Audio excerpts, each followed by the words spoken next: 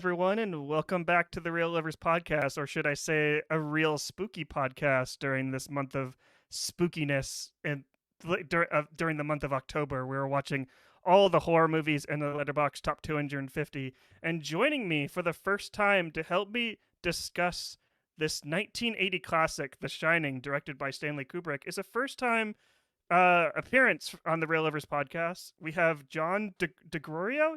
Did I say that right? I think I messed that It's up. it's okay. It's DiGregorio, but hey, I go by anything as long as it's not bad, so it's Yeah, all good.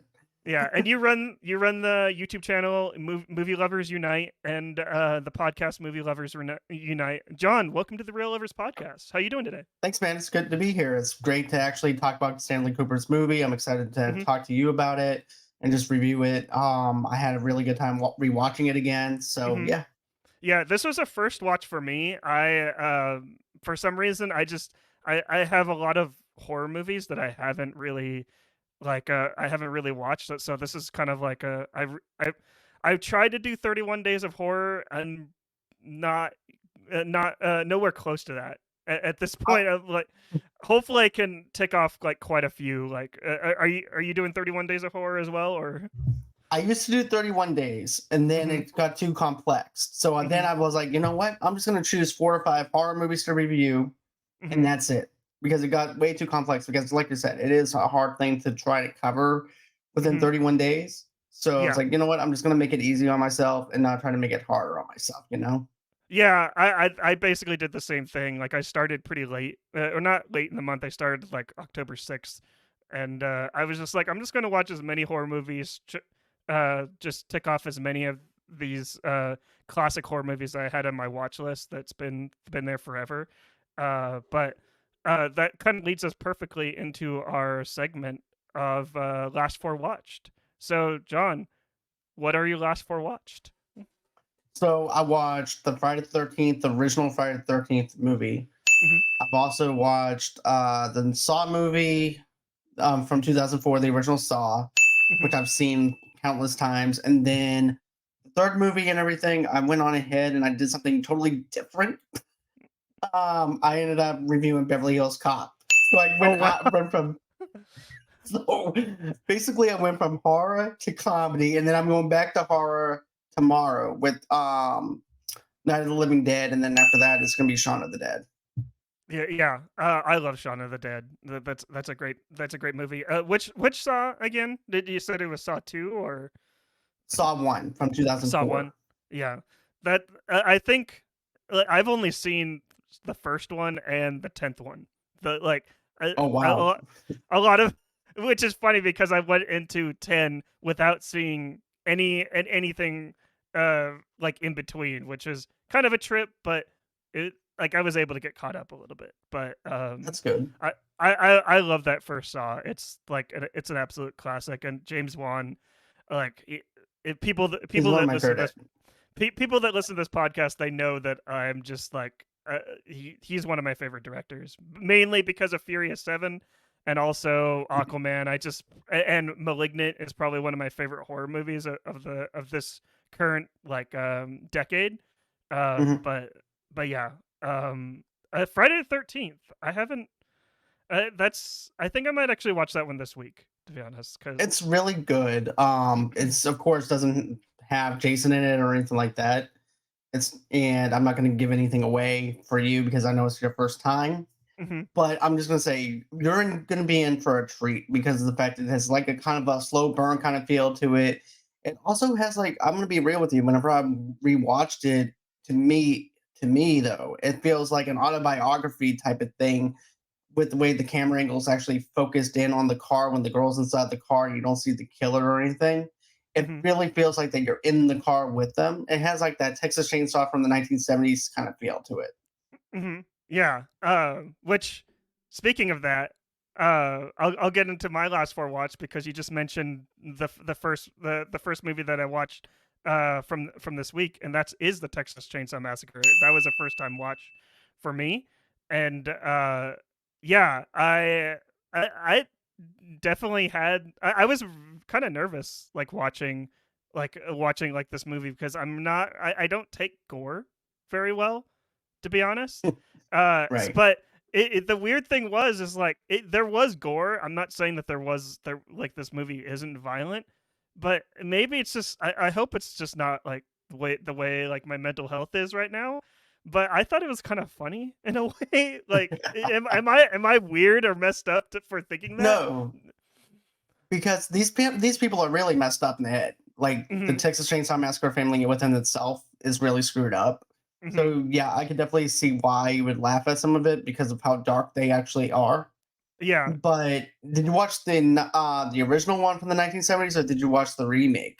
I watched Just the wondering. original, the Okay, original. that's and to be honest with you, that didn't even have as much blood as I thought it did back whenever I Hmm. seen it as a kid.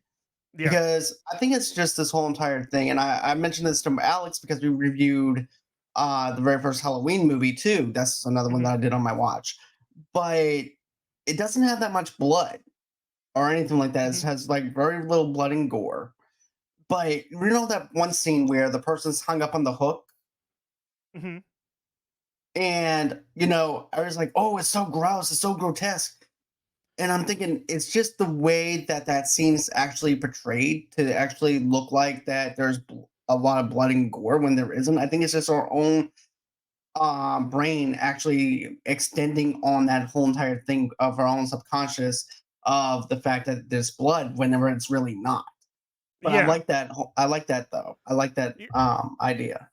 Yeah, I totally agree, and also I think like it might have like watching it now when we're kind of like exposed to pretty much a lot more gruesome based on like what we see in the news and stuff like that. Hmm. So, which is sad. It's sad that it's come to a reality that the Texas Chainsaw Massacre is basically tamed for what we actually see today. But like one thing that actually made me laugh a little bit is when Sally spoilers for the movie like towards the end, like Sally is getting chased by Leatherface like all through the barn. The when that scene is going on, I couldn't help but have the Benny Hill like soundtrack going off in my head. Well, when he danced, that one part where he's like has the chainsaw, he's like all over the place and Yes. everything.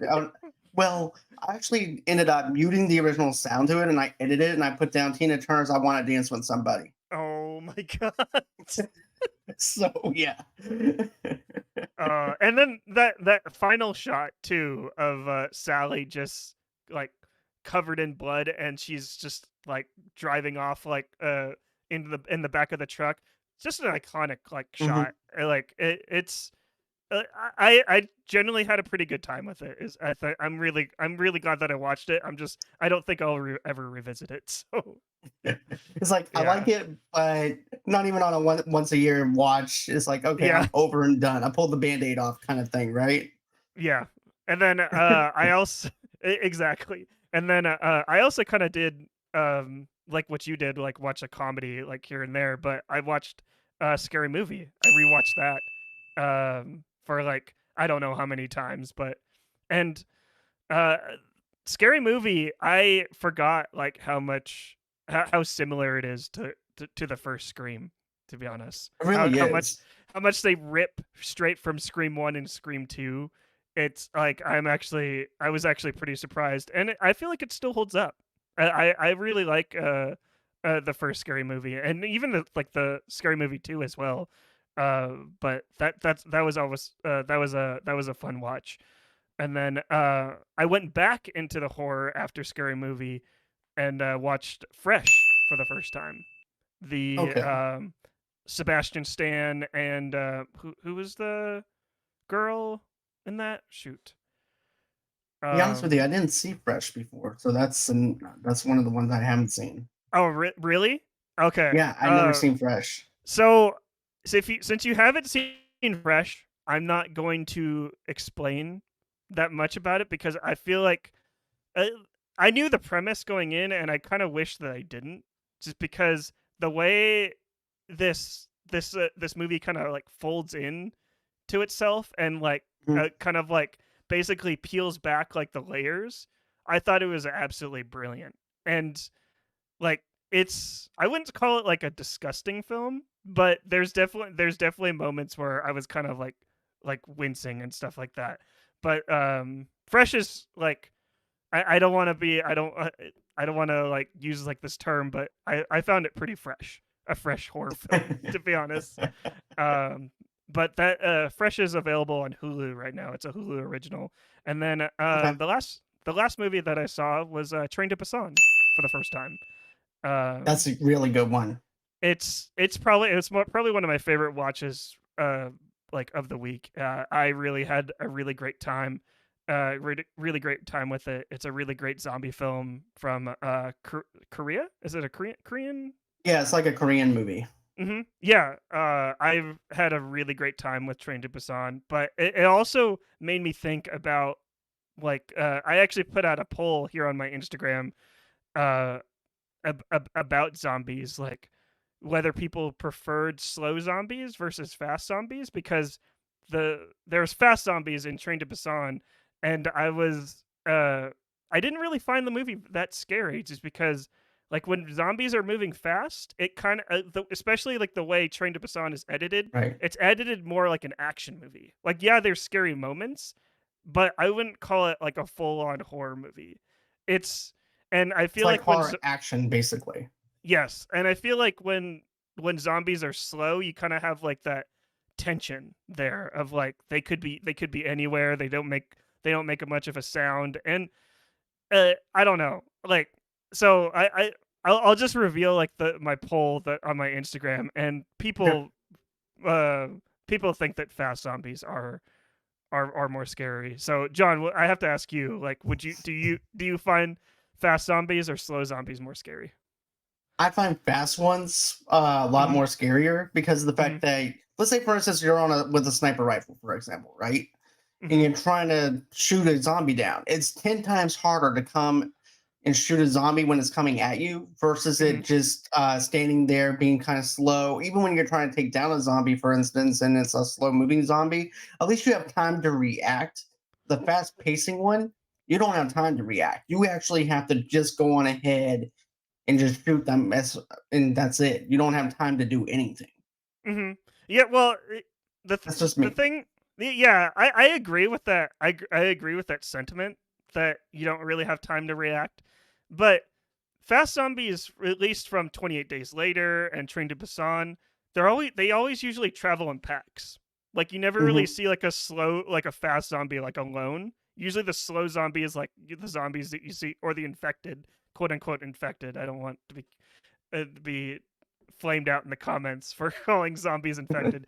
But usually like the slower infected, like the ones you see in The Last of Us, like that's the one. Those are the ones that are more scarier and stuff like Now that. You that see what was I mean? now, yeah, yeah. That was those are actually a lot more scarier Hmm. than like the Yeah, Walking Dead zombies and stuff like that. Those are a lot yeah, more scarier to me. yeah, for sure. But yeah, it was like I think the poll ended up to being like 85% fast zombies are more scarier and 14% slower zombies. But I don't know. I still enjoyed Train to Busan. It's a really great film. Gave it 5 stars on Letterboxd, but Oh wow, uh, yeah. Another yeah. one is Army of the Dead is good though with Zack Snyder. I recommend watching that one Mhm. on Netflix. Yeah. I don't have Netflix right now. I kind of Right, like during the strikes. right. I'm kind of like I gotcha. I put them aside, but But But yeah, I understand. But yeah, I was just mentioning that movie because of the fact that the cool thing that Snyder did was he turned the zombie thing and on its head a little bit, mhm, where they have different sections for different zombies in Vegas, mhm, and they even have like a pregnant zombie. They have zombies talking in their own dialect a little bit.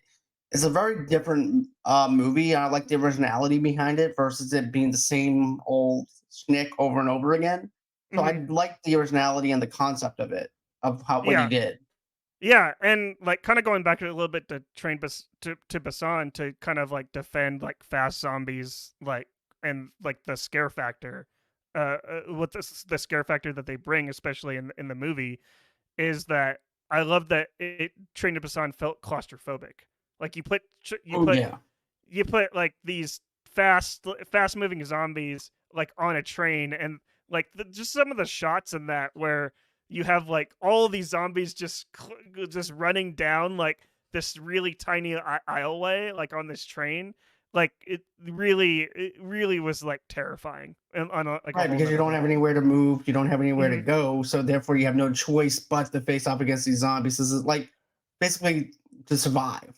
You know, Right. that's basically what it is. I don't know if I was in that situation.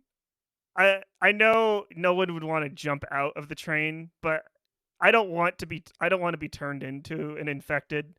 So I might as well just jump out. Just be like, no, I'm just yeah, it's just yeah. I I gotcha. yeah. I don't want to live the life of an infected. That doesn't sound like a great time. But but yeah. But those are our last four watched. Let us know in the comments down below what you have been watching recently, and we're anxious to know. And John, let's get into our review of Stanley Kubrick's The Shining. I don't suppose they told you anything in Denver about the tragedy we had up here during the winter of 1970? I hired a man named Charles Grady as the winter caretaker. And from what I've been told, I mean, he seemed like a completely normal individual. But at some point during the winter, he must have suffered some kind of a complete mental breakdown. He ran amok and killed his family with an axe. Well, you can rest assured, Mr. Ullman, that's not going to happen with me. That's right. That was a clip from the 1980 film The Shining, directed by Stanley Kubrick. And I'm just going to read the synopsis here from Letterboxd. Jack Torrance accepts a caretaker job at the Overlook Hotel, where he, along with his wife Wendy and their son Danny, must live isolated from the rest of the world for the winter. But they aren't prepared for the madness that lurks within. That's a great synopsis, by the way. I Right. think that that's really great copy. But John, you read the book for The Shining, and you've seen the movie multiple times, so I'll let you go Right. first. Okay. I'll let you go first on just what do you think about this movie? Okay, so the first thing is first. I saw the movie before I read the book, Mhm, but from the movie and everything, I liked it. But then I went and read the book, and I liked the book a little bit more than the movie, of course, because of mhm, and they changed up a bunch of things from the book over to the movie. mhm, But they did a lot of things right with Doctor Sleep, which is the sequel to The Shining that I really mhm, like over The Shining itself. mhm, But as far as an introduction to the characters and stuff like that with Jack and stuff like that, I definitely love the introduction where you basically see him being interviewed for the very first time. mhm, And, you know, and you can see there's a little bit of craziness within him, though, at the very beginning.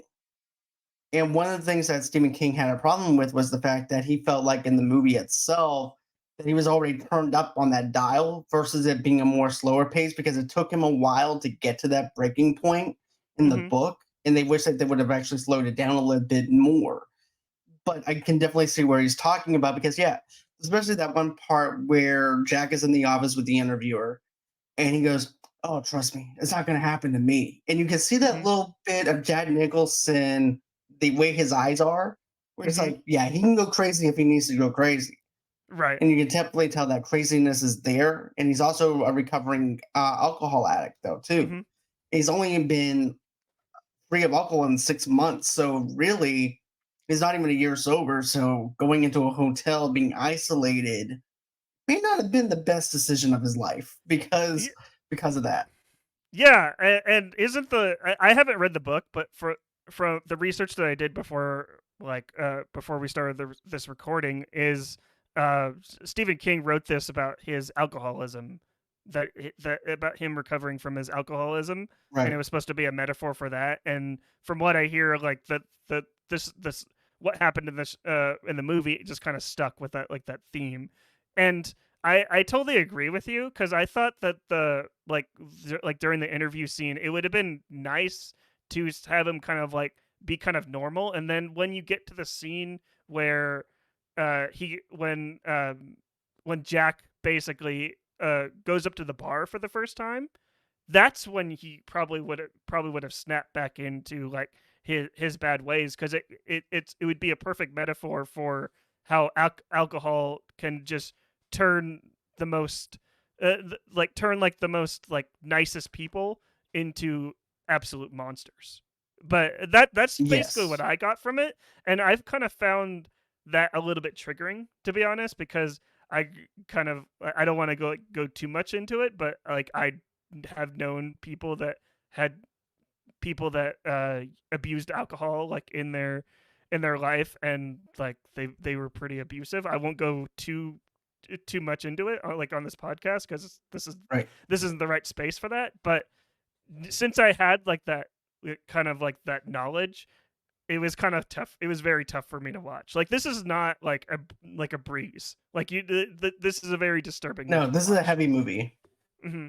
Yeah. Yeah, yeah.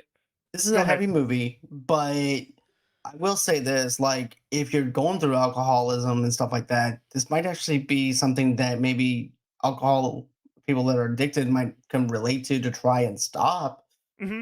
being the way they are and stuff like And that because it goes with cause and effect. yeah, I totally agree. Like it's definitely. I just hope that I just kind of wish that they like brought that home like a little bit more. Like it Hmm. because it focused a lot on the Well, horror of it aspect. more than that theme. So. Right.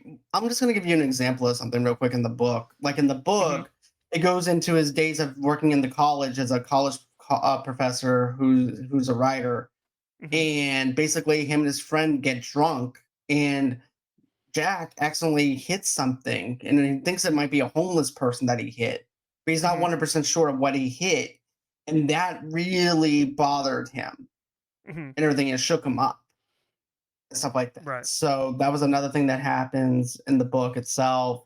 And then it goes into the whole entire child abuse aspect of it, though, too, with Danny a little Right. bit more as Yeah. well.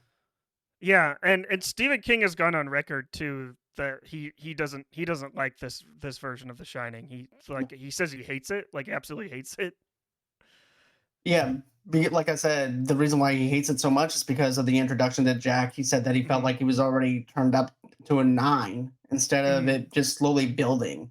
And I can Right. definitely see that. But I like the whole entire camera angles of us showing the hotel. I Mm-hmm. liked how we're introduced to this hotel. It feels like more like a character versus a building. Mm-hmm. The introduction to the sleazeball uh, director of this hotel and as well, because in the book, Jack winds up uncovering a bunch of secrets in this Mm-hmm. hotel. In the boiler room, he finds like old receipts. He winds up finding like old pictures, and he wants to write the story of this Mm-hmm. hotel Right. and things like that. And so I'm guessing ghosts don't want him to write this story, so therefore they want to just scare the shit out of him. But Right. Yeah. but still, I love that whole entire deal of you have a mystery aspect within this thing, and he's trying to uncover that mystery and write a book about it, Mm-hmm. versus it just him just being a caretaker who has writer's block. Right. Yeah. That's actually. I actually, I kind of want to read the book now because that actually sounds like a lot more interesting. Because like the story is pretty simple, like Mhm.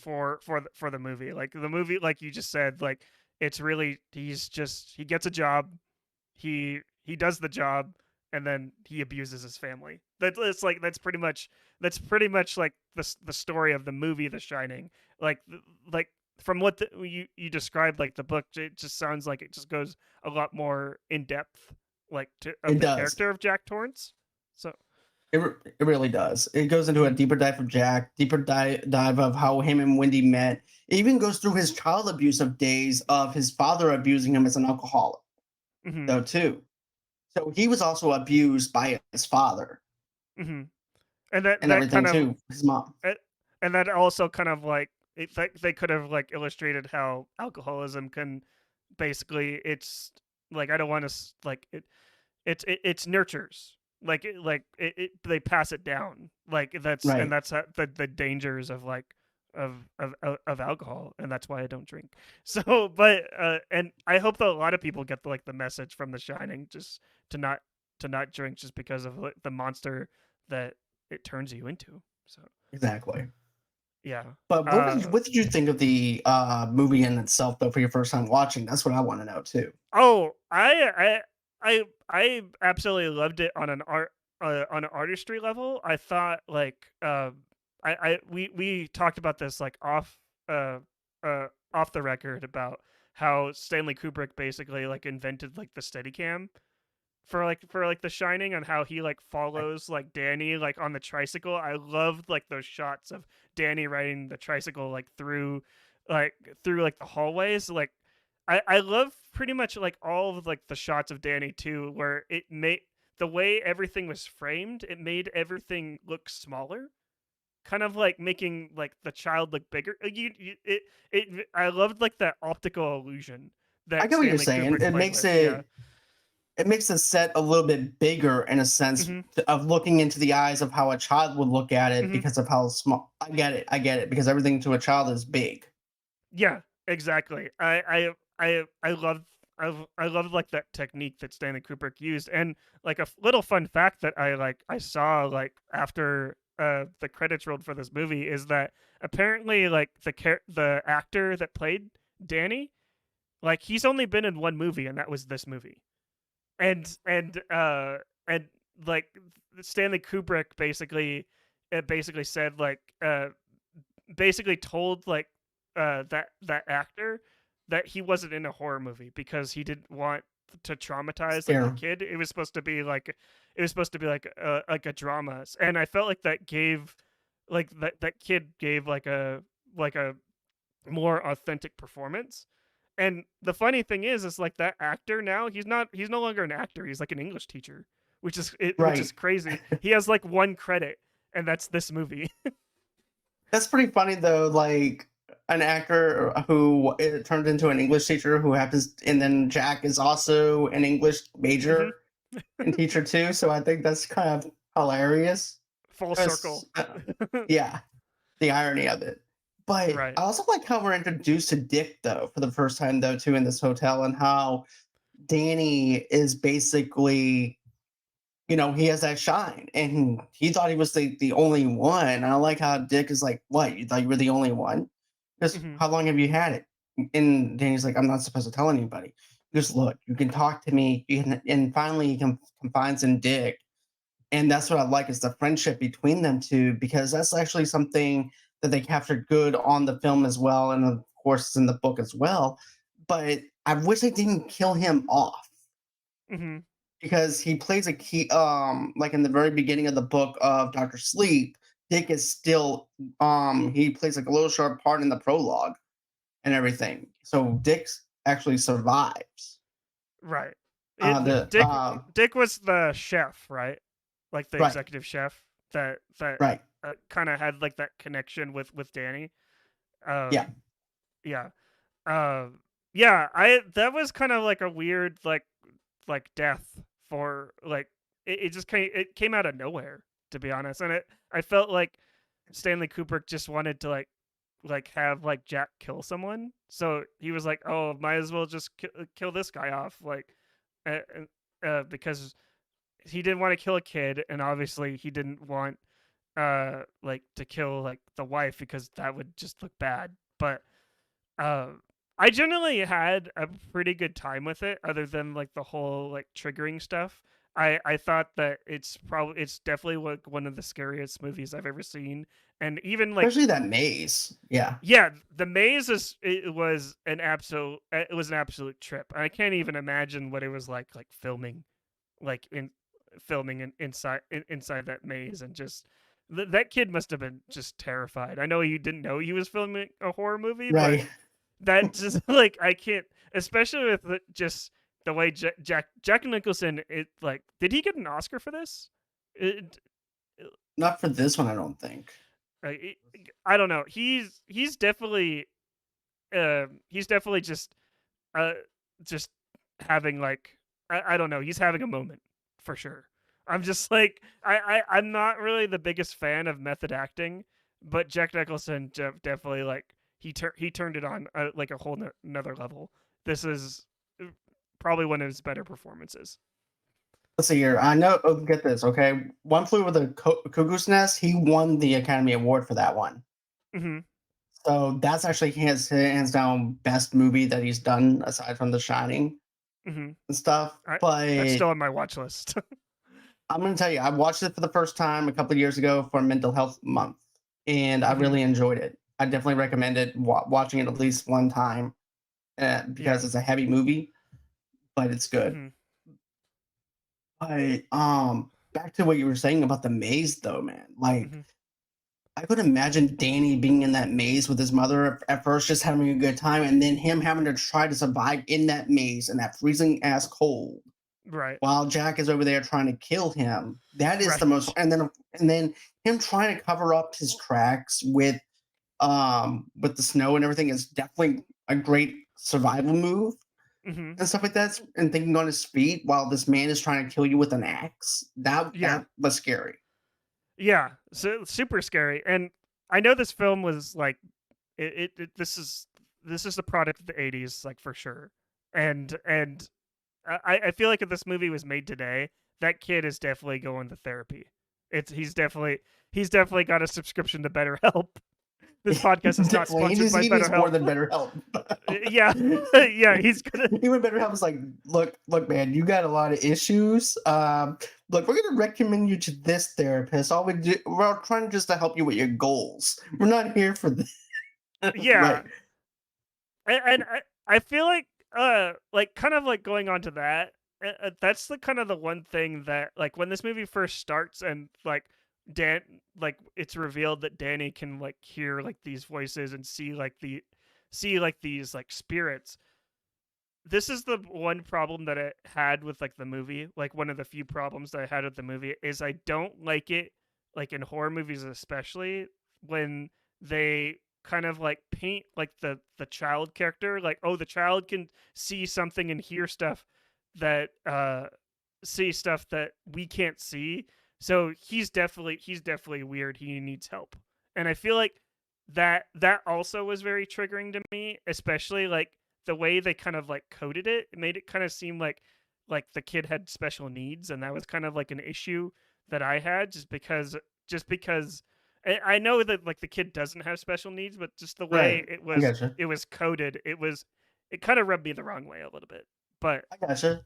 Well, for me though, this is how I pictured it though, because of the mm-hmm, trauma that he went through with Jack being drunk, mm-hmm, emulated The Shining, and also emulated the imaginary friend. So therefore, I felt like he wasn't special needs. It was just something that wasn't brought up because of the fact that the parents are trying to protect him, so that way nobody will try and put him in the group home or mm-hmm, have anything done to him and being institutionalized. That's what I right. thought up instantly because back in those days, you were institutionalized just for hearing voices in your head versus trying to talk about something and helping to find a cure for something. So that's Yeah. what I took it as. Yeah, like that's what I like discovered too. Like like I said, this is a product of the 80s. Like you didn't talk like to your Right. kids like all like you do today. It's not it wasn't a very like two-way street. It was a very one-way street like back then. And I understand that. And it just for a first time watch, it kind of like I was like, "Whoa." I had to like pump the brakes a little bit. So, I um gotcha. yeah. But you know what though, Uh man? That's the beautiful thing about film, though. I can see things one way, you can see things another way, and that's why it's yeah. subjective. So Yeah. that's what I like Exactly. about it. Yeah, like it wasn't like a big issue that I had. It was just yeah. Um but I feel like also like watching this movie like now like as a first time watch, I like I was kind of like waiting for the iconic line of here's Johnny and like when that showed up at the very end I was just like okay, this is what I'm here for. So Right now, you're signed up for this mm, supernatural horror. It has mhm so much layers to it, though. If you think about it, it turns mhm into a ghost story. Then it turns mhm into a slasher movie. Then it turns mhm into something psychological. It has different layers to it by the time you get towards the end of it. right. That's Yeah. something that I like really enjoy about that is like how it has different layers by the time you get to the end of it because it is a slow build once you wind up getting past the interview and stuff like that. because you Yeah. do feel like you're in this, whether is basically you're in this building with them. Hmm. Yeah, for sure. But yeah, um, is it is there anything else that like you wanted to mention?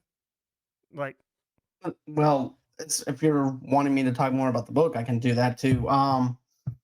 But the boiler room is always the key element in the story mm-hmm, because I don't know. Well, I know they talked about the boiler room and stuff like that in the start of it, but he has to keep that thing regulated, or else the place will burn down. mm-hmm, And well, in the book, he doesn't keep an eye on jack shit whenever it comes down to it. Once he gets almost taken over by the ghost and everything, yeah, he keeps mm-hmm. an eye on it for a little bit. Then once he goes deeper into the story, he abandons the whole entire thing Mm-hmm. to the And point where, yeah, yeah, and like another thing too that like I saw like when watching this now is that this kind of this aged kind of perfectly with like with COVID as well, on the whole isolation as well. mhm, And I know that Stanley Kubrick obviously didn't plan for that, but I just like that like this whole movie has like a whole new life with like with like especially with like everything that we went through over like the past like 2 to 3 years. I think right. that that's also what I love about film, how film can be like timeless after traumatic events that we've gone through and stuff like that. It's like Dick just gave us a bunch of food for us to consume during COVID. It's like, Yes. look, after these after these supplies go, that's all the food that you have. So Hmm. good luck. And then of course you have and then one thing that we can say is at least we actually have cell phones. Jack and Yeah. them, they didn't have cell phones or anything. They just had the radio. And that Yeah. was it. And you have to hope that that food will last you that whole entire winter. Yeah. Else you're SOL. There is no DoorDash Yeah. happening in Yeah. that. Yeah, carrier pigeon probably. Carrier pigeon, but I don't think a pigeon was gonna last in that snowstorm. Probably would have just No, frozen to death. Yeah. I just like it does. does the book go into this a little bit more about like what the Overlook Hotel like actually like why did they build this gigantic hotel like in this like just isolated it's technically for like rich people? Would it just It's be for basically rich for people rich to people. escape? It's a resort, right? It's a resort for the summer, and Hmm. then in the wintertime, it's closed. So it's Right. basically for rich people. You have mobsters staying in this place Hmm. in the book. So you have mobsters, you have political people in this. You also have all that in there, and plus payoffs too. If somebody got murdered, they would actually pay the guy who actually runs it, or the guy who interviewed Jack. His father Hmm. was the one who was in charge of the Overlook, and Hmm. then his son, who the interviewer, winds up inheriting the hotel. But his dad was the main one that paid all these people off Hmm. and and everything. and, So you, and, and sorry, go ahead. no, go on ahead. So and Jack is basically just tasked to just look over it for the entire winter Yep, to make that's pretty sure much it's it. yeah, and then Jack just terrorizes it and breaks doors and stuff like that, which Well, the ghost has a lot to do with it though, because it yeah, is haunted. Everything that you've seen with the bar scene with Lloyd and stuff is true. hmm, yeah, That's in the book. He actually goes to the bar. You can get this. You can actually hear the elevators in the book hmm, of, and the elevator just moving, because there is hmm. a scene. There is a part in there where they talk about the elevator and how the elevator doors open and there's no one there. Oh wow, And there's all you see is like a masquerade mask from a party that was supposed to happen. right, that's So crazy. you have it's really, I mean, man, the way that is painted in the book just it just illuminates it into the movie and stuff like that, to where your hair on your arms will stand up. That's Hmm. how it is. Yeah, like another like I know this movie isn't out yet, but like especially watching this now, like it was kind of reminded me a little bit of like Five Nights at Freddy's a little bit. Hmm. of like someone getting like a job and trying to make it through like the night, although Jack has to make it through the entire winter instead of like 5 Right. days. It's it's interesting seeing like other forms of media kind of like borrowing from like The Shining, just because it's such a like it like it's an interesting concept of like isolation and trying to like make it through like this haunted house. It's or haunted hotel. I don't know. It's a I I mentioned it. I mentioned it on the Alien episode that I did, and Mhm. the last episode that I did. It's just interesting seeing like these horror movies for the first time and seeing like what movies got influenced by them. Like Five Nights at Freddy's probably most likely was influenced by The Shining, and then Alien was also Event Horizon took a huge inspiration from Alien. That's like another reason why I love film. It's just like you have like these filmmakers that are watching like these classic films like The Shining, and they see it, and they take inspiration from it. Right. I love the fact that, you have people that are inspired by The Shining that makes their Hmm. own type of originality behind it. And I like the fact that it just continues on, but with somebody else with a different idea. So that's something I Hmm. really like. Yeah. Um, but yeah, uh, should we get into like a just a quick breakdown? We kind of like talked a little bit about the book, but uh, Yeah. like yeah, uh, basically like this movie starts off like with an opening scene, uh, of like these this unsettling music of like opening credits as Jack as I assume is driving up for his interview.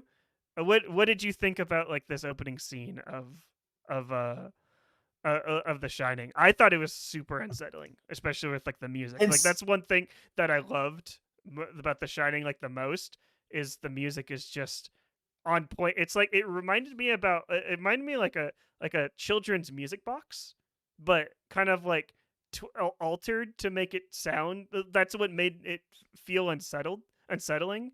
Like it felt very playful, but kind also of dangerous, just though. very creepy. Yeah. Yes. Mm-hmm. Definitely, because okay, he's traveling up the mountain, which is even more frightening. But to Mm-hmm. hear that music play, and then you see that wide angle shot of it zooming in Mm-hmm. and everything, that music is hands down very creepy. Especially how it hits that one little string note towards the end of that theme. Mm-hmm. That creeps me out every single time. It makes the back of my be honest with you, it makes my hair stand up Yeah, whenever I and hear it. it's funny because like I talked about Suspiria in the last episode of this podcast, and that movie has kind of does like the same thing, but has issues with the sound mixing, and it just made it very like muffled and stuff like that, and very hard to watch. The Shining basically did what Suspiria tried to do, but did it successfully. That's what I'm trying to say. Um, and then we kind of already talked about like the whole interview process, and Right. that's kind of like you said during the book, like he was kind of like more reserved, but you could tell he was very creepy. Like during this, Jack was like already kind of like turning at this point. Like in the book, Right. he was more. Uh, you could tell that he was normal. Um, shoot, and then they go through like they tour the hotel, which I feel like here, like when they tour the hotel, this is basically Stanley Kubrick just saying like, oh, these are all the sets that we're going to like. This is the filmmaker side of me, like, oh, this is the establishing shots of everything that we're going to be like showing off like in this movie, and I thought it was a clever way to do it. So, I think so too, because it feels like that we're on the tour with them, as if they're hmm at the same time as they're touring this place. We're touring this place for the very first time and experiencing the same experience that they experienced for the very first time. So hmm that's something I really like, is the fact that I feel like now I'm part of this tour that we're about to get. yeah. And then we got um Danny has a vision of the word red rum, which jumping ahead, the red rum uh we might as well just spoil it. The movie is like 30 years old at this point, Right. but yeah, This is actually free. Free to spoil. yeah. This is like the reveal of what Red Realm actually was when that jump cut happened. Brilliant jump cuts in this movie, by the way. But when that jump cut happened, I jumped myself, and I was just like, oh crap. And when he's writing Red Rum on it, and then Wendy looks over at the door and says murder, and I was like, oh, so that's really clever at this point. That was. Because I remember, I'm not going back on the book, but Hmm. in the book itself, though, too, he asked his dad, "What does red rum mean anything to you?" He goes, "No, I don't know what that is, Danny." He goes, "Okay," but I like how the mirror in the movie, though, how it captures that, and at the same time, that's when Jack snaps, really Hmm. snaps. The Yeah, point is like, "Oh crap! Okay, so they're about to be murdered in this room." yeah, And, I just thought it was a very clever way of actually doing it and making us feel that much more frightful for them because you're vulnerable. You're vulnerable inside a bedroom. You don't really have anything to really fight with. Same hmm, thing going into the bathroom. That's your vulnerability. So therefore, you don't really have anything much to do in the bathroom. yeah, exactly. And just like the scene where Jack is basically like Wendy locks the door, but like as a viewer, I was like, she's not safe in here. Like she's got No. to like find like I felt like that fear for her. It's like very few times like I don't like horror, but very few times like I actually get scared for like the characters. Like when he's calling like her name out and like she's like in like the bathroom like with the knife. I I felt for her. I feared for her. Like this is like it's a chilling scene. Absolutely chilling. Definitely chilling. And then, of course, you're wondering if Danny's even going to make it out of this bathroom alive, too. Because Mhm. if it wasn't for her opening up that window, because I was Mhm. actually surprised that the snow didn't cover the whole entire window up to the point where she couldn't get out or someone Right. couldn't get out. And to see Danny just being able to slide down, Mhm. everything, I was just really glad that Danny was able to get out. It was just the protection of the mother and just basically sacrifice herself for the love of the child. And at this moment when he slides down and his mother's trying to like slide through the window and the window's too big, which also I love that it's like of course the child can slip through like a small window but like an adult can't.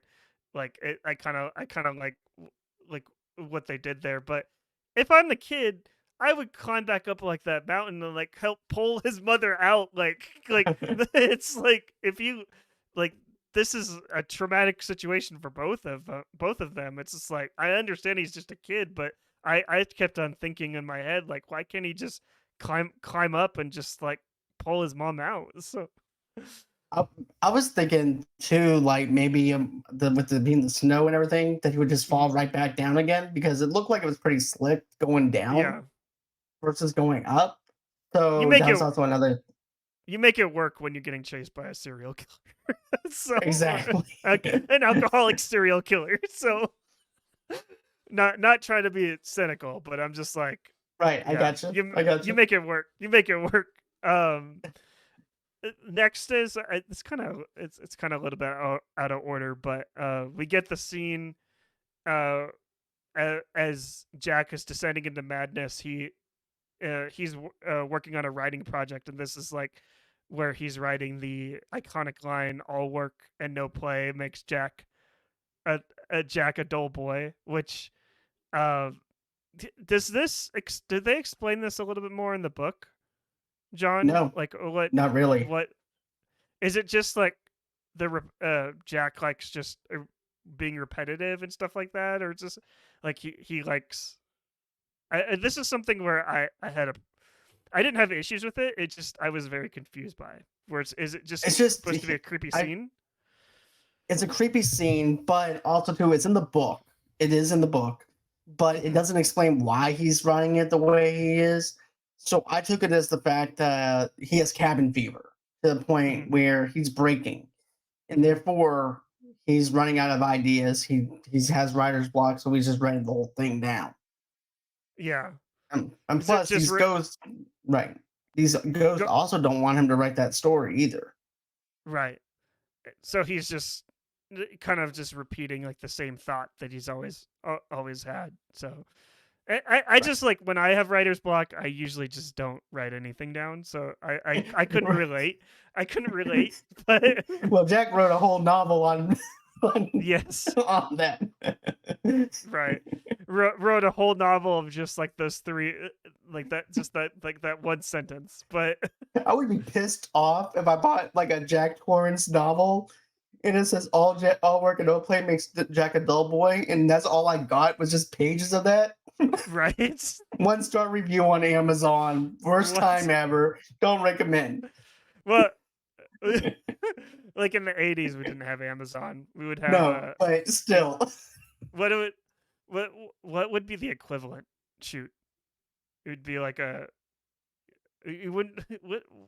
What would be the equivalent like back then? Just go into a bookstore. Hey, you read that Jack Torrance book? Sucks. Yeah, don't sucks. Don't read it because it made me a dull boy. The equivalent would be like the little checkout library thing, like inside the book. You would be like, "This book sucks. Don't read." Have like the little library card thing with the little. Yeah, I gotcha. Yeah, it's like this book sucks. It's just very repetitive. I could just see them like, what do they mean? And also it's like, oh, puts it back on the shelf, picks up another Stephen King novel instead. Right. Picks up The Mist instead. Oh man. We already talked about the "Here's Johnny," which is an iconic just line of just I love like that shot of just of Jack Nicholson just like looking through the door with like the evil grin. I just iconic shot, iconic line.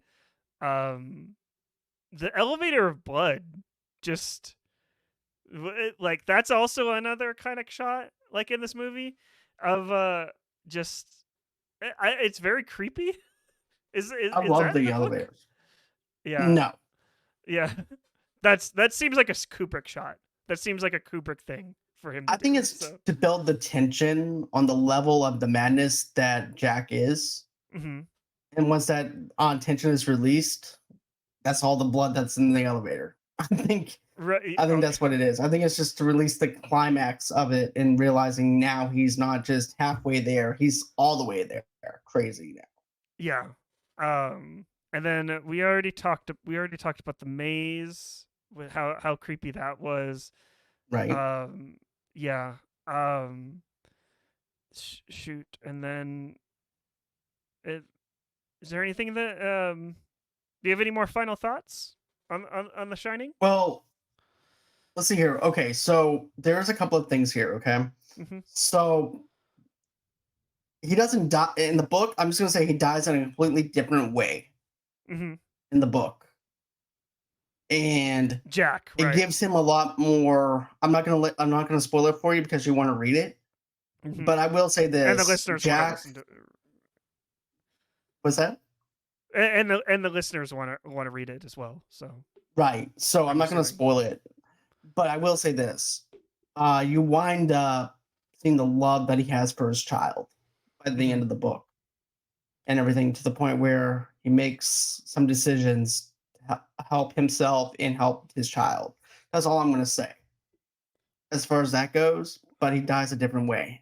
Photograph at the end, I thought that was actually a perfect way to basically end it, to say, okay, now he's no longer this guy who's trapped in the building with these ghosts. Now he's the ghost who's trapped in this building with other ghosts.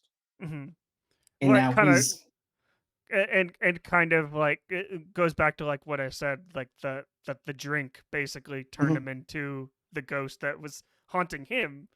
He right. like you said, turned into the ghost, and now he's just haunting like the next person that gets hired for right. But I love the Lloyd conversation between Lloyd and him, though. It's like, so Lloyd, kind of boring tonight, isn't it? He's like, yes, Mrs. Torrance, it's kind of dead in here. He goes, you don't say. Right. And then he goes, yeah. I love Lloyd. Lloyd is one of my favorite characters in the movie. I Mine just too. I love bartender characters, and it's Your money's no good here, Mr. Torrance. I'm a little light, Lloyd.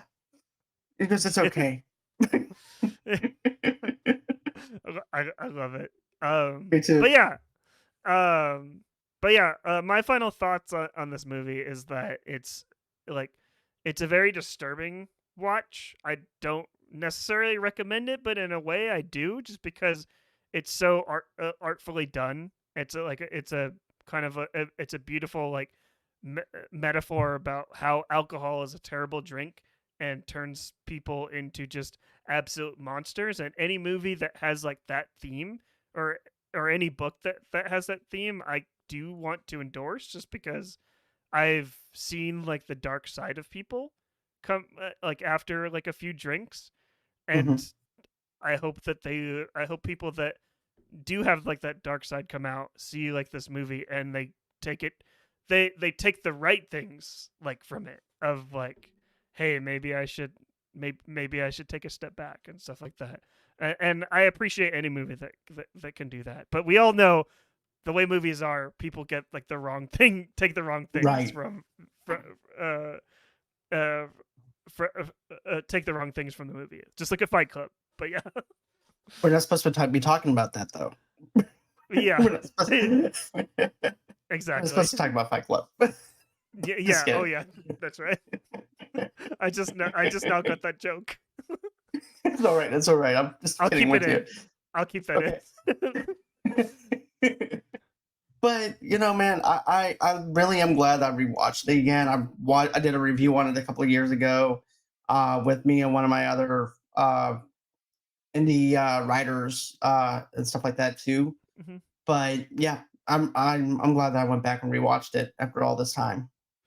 Yeah. I'm glad I'm glad I watched it for the first time, and just Jack Nicholson is just an absolute like just he's a mess, but a hot mess, and just like he's doing Fun to everything, watch. and yeah, he's just fun to watch.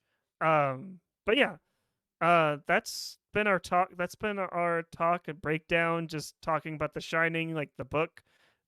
John, um, This is part of the show where you tell the listeners and the watchers where they could find you online.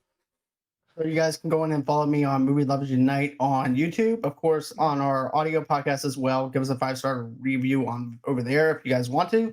Also, do follow me on Movie Lovers Unit 0 on TikTok, Movie Lovers TV Lovers Unite on Instagram, and wherever you guys find do your socials and everything. I'm there. So, Definitely all the links will be in the description down below for all of John's socials and his YouTube channel. You can follow me pretty much everywhere at Marley Loves Film. I got the that handle like down. Like I basically locked that in on pretty much all social media. So just search Marley Loves Film anywhere, and let's talk about film. You can listen to this podcast or watch this podcast anywhere on Spotify and YouTube. Listen on Pocket Casts, Apple Podcasts, pretty much anywhere else. Give us a 5-star rating as well. Even if you don't like us, give us a 5-star and just say why you don't like us. that's Because what I'm talking about. I'm always yeah, interested in the people that don't like us. yeah, So, exactly. Yeah, give us feedback. Give us feedback. Like that's give us a 5-star and give us feedback if we need to improve. Because like because I know for me, I love constructive criticism. same Uh, here. yeah, but anyways, next week on the Real Lovers podcast, or the Real Spooky podcast during the month of October, we are reviewing Psycho, Alfred Hitchcock's Psycho. So be on the lookout for that. Closing out this month, the spooky month of October. But for the Real Lovers podcast, my name is Marley Silverbrand. And this is John from Movie Lovers Unite. We'll see you next week when we talk about Psycho.